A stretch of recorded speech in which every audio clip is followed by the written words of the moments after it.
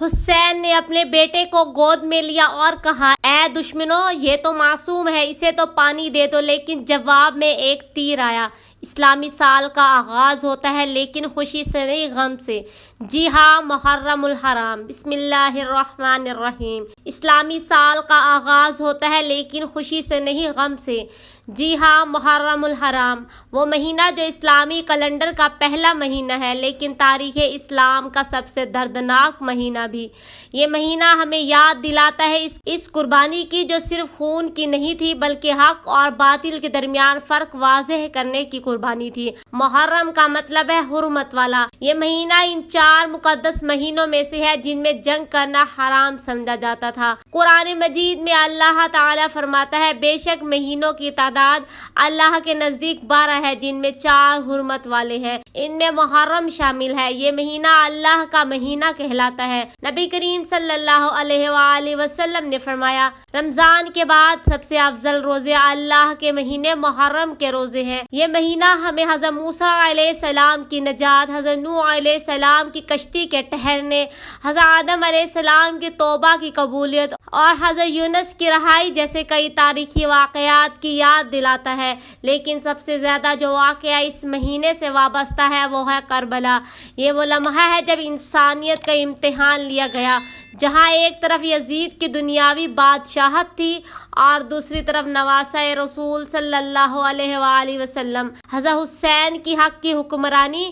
یزید جو طاقت کا پجاری تھا، چاہتا تھا کہ ہر کوئی اس کی بیعت کرے، لیکن حسین جانتے تھے کہ اگر انہوں نے اس فاسق و فاجر کی بیعت کر لی تو کل کوئی اسلام کو یزیدیت کے سانچے میں ڈھال دے گا، اس لیے انہوں نے بیعت سے انکار کر دیا۔ حسین مدینے سے مکہ روانہ ہوئے اور مکہ سے کوفے کی طرف، لیکن راستے میں یزیدی فوج نے ان کا راستہ روکا اور کربلا کے تپتے ریزگار پر ان کے قافلے کو روک دیا۔ محرم کا مہینہ تھا، دریا فرات بہہ رہا تھا لیکن حسین اور ان کے بچوں کو پانی کا ایک قطرہ بھی نہ مل سکا۔ شریعت کے محافظوں کو پیاسا رکھا گیا اور وہ بھی صرف اس لیے کہ وہ باطل کے سامنے جھکنے سے انکار کرتے تھے۔ کربلا کا واقعہ صرف جنگ کا قصہ نہیں، یہ ایک مکتب ہے، ایک درسگاہ ہے، ایک انقلاب ہے، جہاں 6 مہینے کے علی اصغر سے لے کر 80 سالہ بزرگ تک سب نے قربانی دی۔ عاشورہ کا دن آیا، حسین نے رات بھر اللہ کے حضور عبادت کی اور فجر ہوئی تو وقت آیا جب ہر کوئی تیار ہو چکا تھا اپنا خون دین کے لیے بہانے۔ سب سے پہلے امام حسین کے نوجوان بیٹے حضرت علی اکبر میدان میں اترے۔ ان کی صورت نبی کریم صلی اللہ علیہ وآلہ وسلم جیسی تھی۔ جب وہ شہید ہو گئے تو زمین ہل گئی، آسمان رو پڑا۔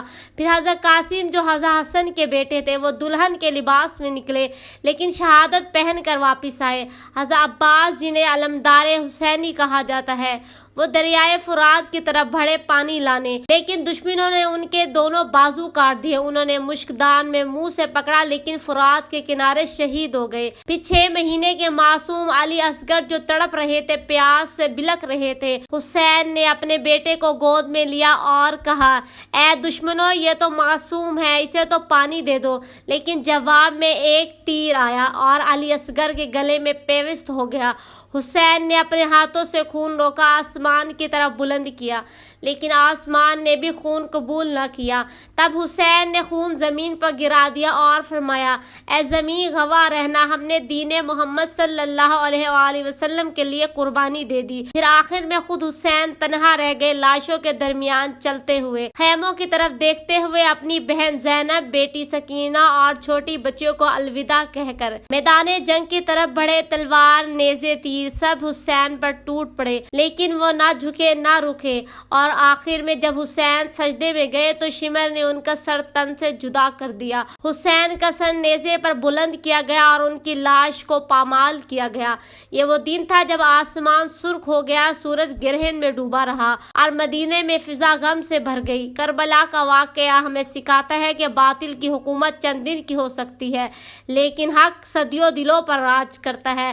حسین زندہ ہے آج بھی ہر آزاد انسان کے دل میں، حسین بستا ہے آج بھی جب کوئی ظلم کے خلاف آواز بلند کرتا ہے تو وہ لبیک یا حسین کہتا ہے۔ حسین کا پیغام ہے زندگی وہی ہے جو حق پر گزرے اور موت وہی ہے جو دین پر آئے۔ محرم ہمیں صرف ماتم کا نہیں عمل کا مہینہ سکھاتا ہے، نماز، روزہ، صبر، استقامت اور باطل سے نہ جھکنے کا جذبہ۔ اگر آپ کو یہ ویڈیو دل کو چھو گئی ہو تو اسے آگے ضرور شیئر کریں تاکہ ہر شخص سمجھے کہ محرم کا مہینہ صرف عزاداری کا نہیں بیداری کا بھی ہے۔ ویڈیو کو لائک کریں، شیئر کریں اور چینل سبسکرائب کریں۔